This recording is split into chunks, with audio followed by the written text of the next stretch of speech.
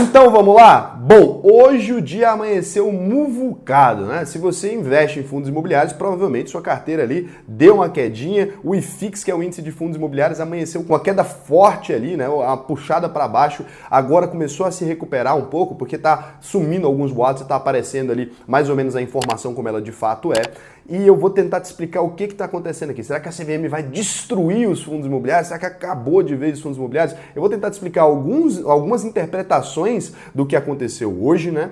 E vou também te dar o meu ponto de vista desse assunto. Lembrando, eu não sou especialista ali em legislação, né, cara? Isso aqui é muito complicado. Então pode ser que alguma coisinha aqui saia errada, alguma coisa, eu corrijo no comentário se tiver qualquer informação incorreta. Mas o quadro geral foi esse aqui. E aí eu vou te explicar o que aconteceu e o que eu acho que vai acontecer e o que alguns especialistas opinaram a respeito. Antes de mais nada, é importante você entender quem é a CVM. A CVM é a Comissão de Valores Mobiliários. A CVM é como se fosse uma polícia do mercado financeiro. Ela age ali buscando pessoas que tentam manipular o mercado, ela age ali buscando uma pessoa, né, que está envolvida, um diretor de uma empresa que está manipulando de alguma maneira para ferrar os acionistas minoritários. Então ela evita ali coisas absurdas de acontecerem. Ela age do lado do investidor. Ela existe para proteger o investidor, ela não existe para proteger as empresas lá. Aí você pode fazer suas críticas a isso da maneira que você quiser, entendo perfeitamente, porque é um órgão ligado ao Estado, de certa maneira, então, claro, você pode ter e tem direito de fazer suas críticas, todo mundo tem. Mas a função dela seria proteger os investidores. A princípio é isso. E a CVM, ela tem perdido ali orçamento anualmente, né? Não só desse governo, mas assim, em todos os governos ela tem perdido orçamento ali. Então existem algumas críticas de que estão sucateando a CVM, existe N críticas ali, existe muito profissional sério dentro da CVM, isso é importante a gente ressaltar, existe muita gente que trabalha correto ali, e é claro, né, como em todo lugar, deve ter gente ali que às vezes não sabe muito bem o que está fazendo, está na Disney. E aí a acusação que estão fazendo então é que alguém estava na Disney, eu vou explicar para vocês por quê. O que acontece é que a CVM autuou um fundo imobiliário específico, o MXRF11, mas ela autuou ele ali e não ficou muito claro o motivo exato pelo qual ela autuou ele. O entendimento de algumas pessoas foi que a CVM autuou o MXRF11 porque ele tem prejuízo contábil e distribui dividendos. Então ela disse para ele ali que isso não poderia acontecer. Esse é o entendimento de algumas pessoas. E aí o que acontece? Não de poucas pessoas, de especialistas aí, tá? E aí o que aconteceria nesse caso? Imagina aqui que a gente está nessa sala aqui, esse aluguel dessa sala custa R$5.000. Eu tenho um contrato com o proprietário, eu vou ficar nessa sala por um ano e vou pagar para ele R$5.000 todos os meses. Essa sala vale R$500.000. Até aqui está me acompanhando? Então a sala vale 500 mil, eu pago 5 mil de aluguel e acontece alguma mudança muito brusca no mercado, uma mudança na curva de juros, alguma coisa. Esse imóvel que valia 500 mil, vamos supor que ele se desvaloriza para 250 mil ali. Então o imóvel naquele ano ali, por mais que eu pague para ele R$60.000, ele ainda está valendo 250 mil. Então ele tomou um prejuízo de 250 mil. Prejuízo contábil ali de 250 mil, né?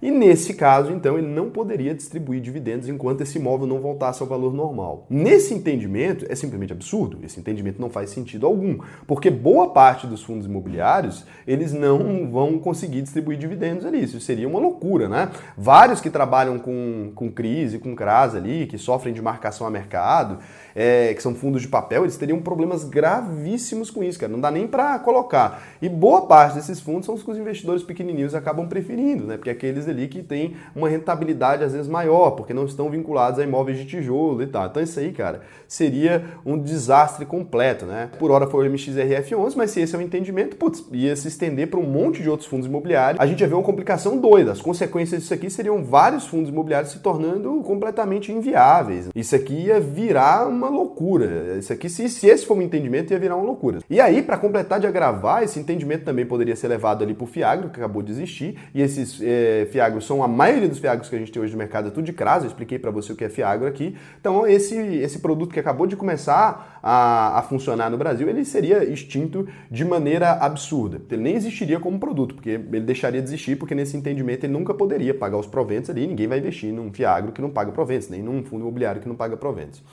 E aí, a interpretação de outras pessoas é que, na verdade, quando a gente fala de marcação a mercado, né, a gente está falando de outro fenômeno. Então, não aconteceria dessa maneira. O entendimento não seria esse para o fenômeno de marcação a mercado. Porque a marcação a mercado Na hora que a gente olha os balanços da empresa, ela age ali simplesmente sobre o patrimônio líquido. Então ele não entraria, né, com o prejuízo ou lucro contábil.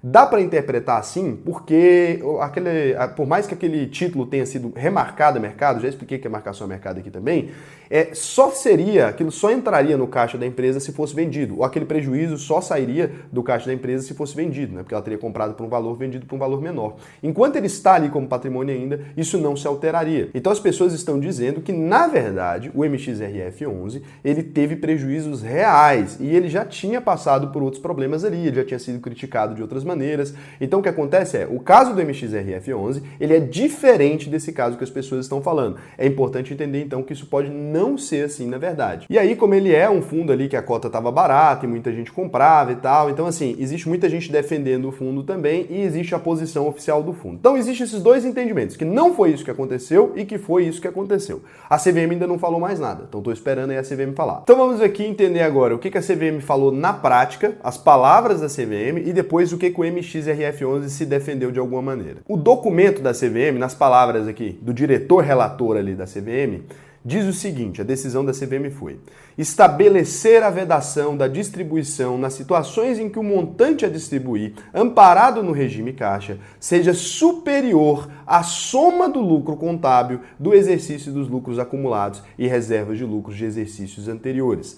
Então, na prática, o que ela quer dizer? Você não pode distribuir, o que parece óbvio, você não pode distribuir aquilo que você não possui, aquilo que você não ganhou nos outros anos anteriores, porque você estaria distribuindo ali uma parte do patrimônio de alguma maneira, sei lá o que você estaria fazendo, né? Para conseguir fazer essa distribuição.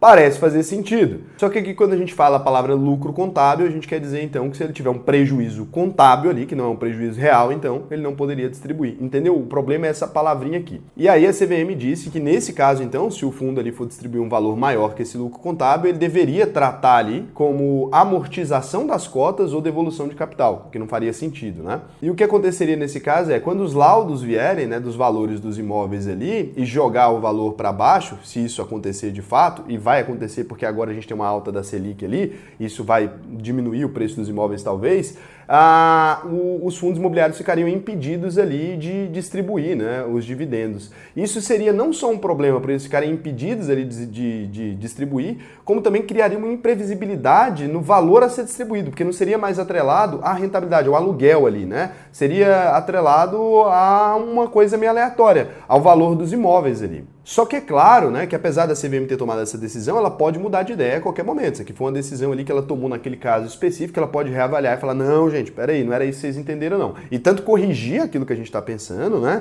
ou corrigir isso que os especialistas ali entenderam dessa maneira, ou realmente falar, é isso, mas não é bem assim. Então isso aqui pode se modificar de alguma maneira. Por hora, essa foi a interpretação ali, que é um cenário meio caótico. Essa interpretação de algumas pessoas seria uma baguncinha ali. Se a CVM realmente fez isso, aparentemente realmente está com baixa de orçamento, porque eles não sabem o que estão fazendo. Eu quero pensar que não foi isso. Então a administração do MXRF11 grilou ali e foi falar com a CVM. Então eles falou assim, ó a resposta deles assim, literalmente. Então o MXRF11 destacou que sempre adotou para a distribuição dos rendimentos do fundo o procedimento que atende ipsis literis à orientação e entendimento das áreas técnicas da CVM vigentes até então.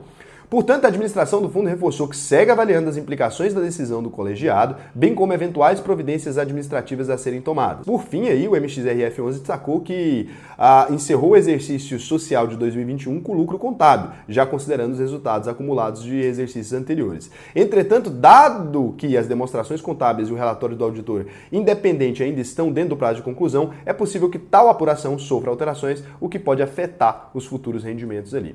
Então, em resumo, até que a gente teve lucro até aqui. Só que quando chegar esses novos laudos ali, tudo pode se modificar esse lucro, a gente talvez não consiga de fato distribuir. Então é uma doideira isso aqui, cara. Ninguém sabe ainda o que vai virar aqui, eu vou trazer mais informações para vocês. Eu acho que realmente foi um equívoco, isso aqui não faz sentido, essa interpretação. Talvez o que eles estejam entendendo aqui é outra coisa, que seja um outro problema, então eles vão ter que ser mais claros talvez com essa resposta. Inclusive deve estar elaborando, porque isso aqui já deu um bafafá danado, porque vários fiagros deixariam de existir, vários fundos de papel deixariam de existir, e não faz sentido nenhum, né, a CVM tomar essa decisão aqui agora. Acho que isso aqui foi muito um entendimento incorreto que o mercado teve, de alguma maneira, que algumas pessoas, alguns legisladores, talvez lá da CVM, na hora de escrever isso aqui, não raciocinaram muito bem ali o que estavam falando, ao que estão se referindo de modo geral, que iriam autuar ali o MXRF11 por alguma outra coisa específica e acabou virando um peteco aqui, isso aqui, tá? Ficou um entendimento meio dúbio aqui, porque já tinha escrito em legislação que tem que distribuir 95% dos lucros e tal, o resto da norma ali da CVM, eles só